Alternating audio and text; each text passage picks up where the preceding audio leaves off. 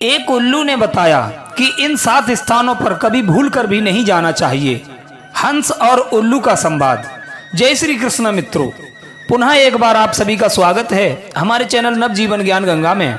जो भाई बंधु माता बहनें हमारे चैनल पर नए मेहमान दर्शक बनकर के आए हैं, उनसे निवेदन है चैनल को सब्सक्राइब अवश्य कर लें, क्योंकि आपका एक सब्सक्राइब हमारे लिए बहुत महत्व रखता है।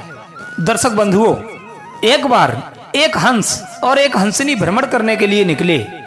कई सुंदर सुंदर स्थानों पर घूमते हुए वे एक सुनसान स्थान पर जा पहुंचे।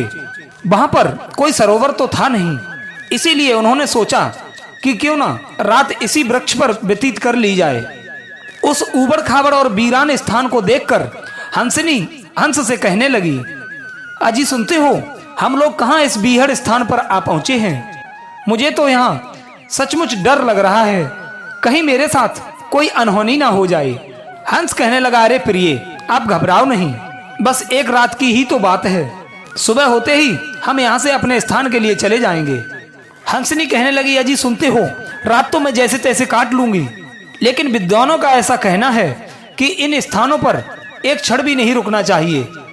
जिस देश में राजा विरुद्ध हो, वेद पाठी धनी हो, वैद आचार्यवान हो, जिस देश में नपुंसक हो, स्त्री बाल अत्यंत क्रोधी हो, जहाँ मूर्ख साहसी अधिकारी हो, जहाँ का राजा अविवेकी हो अर्थात उसके अंदर विवेक ना हो, सभासद पक्षपात करने वाले हों, पंडित जन सतमार्गी ना हो, गवाह झूठ बोलने वाले हों, जिस जगह दुष्ट स्त्रियां और नीच बुद्धि वाले पुरुषों की मात्रा ज्यादा हो, ऐसी जगह ना तो धन की, मान की, बास की और जीवन की इच्छा ना करें।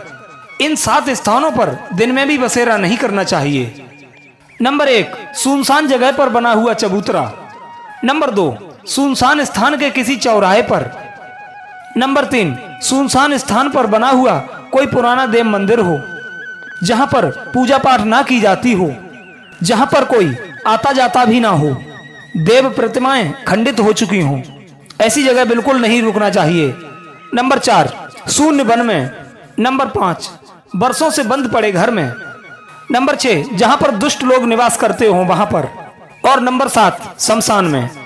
हंसनी कहने लगी, महाराज, ऐसी जगह पर बसने वाला व्यक्ति बहुत बड़े संकट में पड़ जाता है। हंस कहने लगा, कोई बात नहीं, मुश्किल परिस्थितियों के हिसाब से मनुष्य को अपना जीवन जी लेना चाहिए, क्योंकि बीमारी, विपत्ति और मौत कभी भी आ सकती है। इस प्रकार से रात व्यतीत करने के लिए हंस और हंसनी उसी वृक्ष पर बैठ गए। उसी वृक्ष पर बैठ करके वार्तालाप करने लगे। मित्रों, अब संयोग की बात, जिस वृक्ष पर हंस और हंसनी रुके हुए थे, उसी वृक्ष पर पहले से एक उल्लू बैठा हुआ था। वो उल्लू रात में जोर जोर से हू हू करने लगा। उल्लू की आवाज सुनकर हंसनी कहने लगी, महाराज, इस पेड़ पर तो उल्लू बैठा हुआ है, ये इतनी तेज गति से चिल्ला रहा है, मुझे लगता है कि हम रात में सो भी नहीं पाएंगे। हंस कहने लगा, भाग्यवान, रात भर की ही तो बात है, काट मिले तैसे काट लो। माता सीता ने तो 1 वर्ष रावण के यहाँ बिना सोए बिना खाए व्यतीत की थी। हर रोज रावण आकर के उन्हें धमकाता था, फिर भी वे उससे भयभीत नहीं हुई। तुम्हें तो सिर्फ इस उल्लू की आवाज एक ही रात तो सुननी है। जैसे भी हो, आज रात इसकी आवाज सुनकर के काट लो। हंस कहने लगा, हे प्रिय, इसलिए ये इलाका वीरान सा हो गया है क्योंकि यहाँ ऐसे उल्लू रहते हैं। दर्शक बंधुओं, वो उल्लू उन दोनों की बात सुन रहा था। उसने मन बना लिया कि इस हंस को कल मैं अपनी औकात बता दूंगा कि एक उल्लू का अपमान करने का फल क्या होता है। इधर जब सवेरा हुआ तो उल्लू ने हंस से कहा, अरे हंस भाई, मेरे कारण आपकी रात ठीक से नहीं कट पाई, तुम्हें जो कष्ट हुआ उसके लिए मुझे माफ कर दो। हंस कहने लगा, कोई बात नहीं भैया, हमारी रात तो कट गई, और हमारी जो रात कट गई यही बहुत है।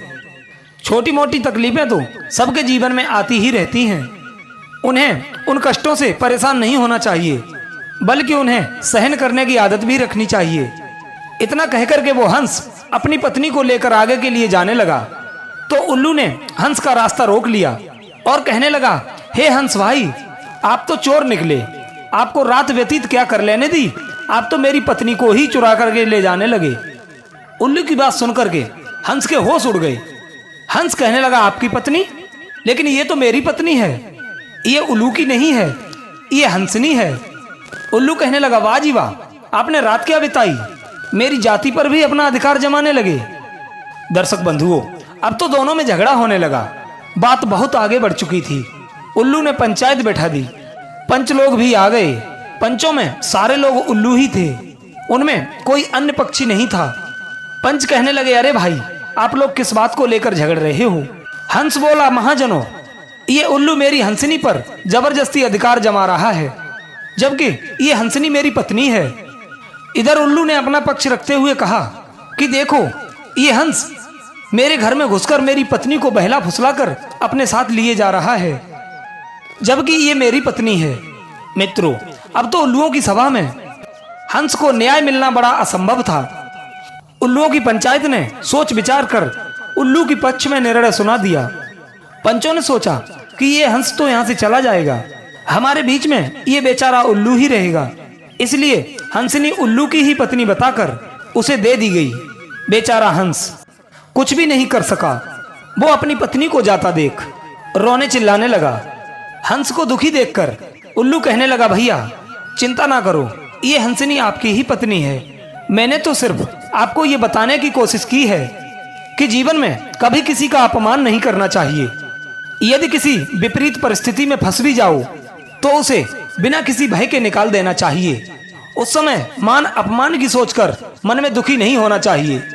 ऐसे लोग हमेशा सुखी रहते हैं जो कठिन से कठिन परिस्थिति आने पर अपने धैर्य को संभाल कर रखते हैं। उल्लू कहने लगा हे मित्र, आपने रात में कहा था कि ये इलाका उल्लुओं के कारण वीरान है। हे मित्र, ये इलाका बीहड़ इसलिए नहीं है कि यहाँ पर उल्लू रहते हैं, ये जगह सुनसान इसलिए है क्योंकि यहाँ पर ऐसे पंच रहते हैं जो उल्लुओं के हक में ही फैसला सुनाते हैं। दर्शक बंधुओं, कहानी का तात्पर्य ये है कि नीच व्यक्ति का थोड़ी देर का संग भी आपको हानि पहुंचा सकता है। बुद्धिमान व्यक्ति को दुष्ट बुद्धि वाले एवं विचार शक्ति से रहित पुरुष का तिनके से ढके कूप की तरह परित्याग कर देना चाहिए, क्योंकि उसके साथ की गई मित्रता नष्ट हो जाती है। नीच प्रवृत्ति वाले पुरुष एक सज्जन पुरुष को भी अपनी तरह बनाना ही चाहते हैं, इसलिए इनका संग त्याग देना चाहिए। सज्जनों, ये वीडियो यदि पसंद आया हो तो वीडियो को लाइक करें, चैनल को सब्सक्राइब करें। आप सभी का बहुत बहुत धन्यवाद। मिलते हैं एक नए वीडियो में नई ज्ञान चर्चा के साथ। आप सभी का बहुत बहुत धन्यवाद। जय श्री कृष्णा।